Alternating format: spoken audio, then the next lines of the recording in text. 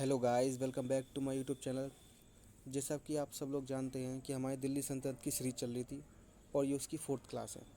First class, second class और third class हम पढ़ चुके हैं, जिसमें हमने पढ़ा था गुलाम वंश, खिलजी वंश और तुगलक वंश।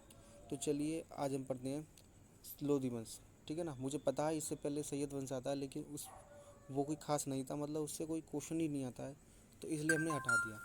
इससे भी 1 या 2 क्वेश्चन आते हैं, तो चलिए हम देख लेते हैं उनको भी। इसी के साथ आपका ये दिल्ली सल्तनत ख़त्म हो जाएगा। ठीक है ना। तो चलिए चलते हैं। तो मैं आपको बता दूं कि लोधी वंश की जो शासनकाल था 1451 से 1526 तक का था। ठीक है। तो चलिए पढ़ते हैं लोधी वंश।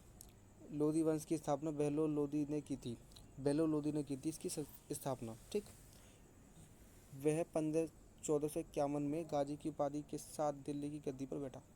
1451 में गाजी की उपाधि के साथ दिल्ली की गद्दी पर बैठा। ठीक।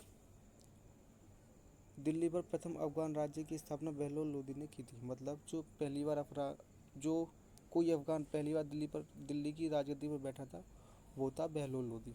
ठीक है। आगे चलते हैं। बहलोल लोदी का पुत्र निजाम खां, मतलब बहलोल लोदी का पुत्र निजाम खां उर्फ सिकंदर लोदी, जिसको सिकंदर लोदी के नाम से जाना जाता है, ने आगरा की स्थापना 1504 में की थी। मतलब आगरा की स्थापना उसने 1504 में की थी। ठीक। चलिए चलते हैं। गले की बीमारी के कारण सिकंदर लोदी की मृत्यु 1517 में हो गई। ठीक है। इसी दिन इसका पुत्र इब्राहिम लोदी राजगद्दी पर बैठा। मतलब सिकंदर लोदी की जो मृत्यु हुई थी वो गले की बीमारी के कारण हुई थी 1517 में। ये पूछ लेता है कि गले की बीमारी के कारण किसकी मृत्यु हुई थी, तो सिकंदर लोदी की मृत्यु हुई थी, याद रखना है आपको। ठीक है। तो इसी दिन राजगद्दी पर बैठा था कौन? इब्राहिम लोदी। ठीक।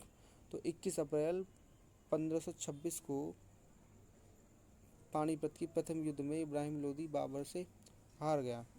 पानीपत की प्रथम लड़ाई कब हुई थी? 21 अप्रैल 1526 में। किस किस के बीच हुई थी? इब्राहिम लोदी और बाबर। ठीक है ना। और ये एकमात्र सुल्तान था जो युद्ध भूमि में मारा गया था। तो इसी के साथ आपका दिल्ली सल्तनत ख़त्म होता है। तो चलिए कल मिलते हैं मुगल वंश के साथ। ठीक है ना। जब तक के लिए थैंक यू।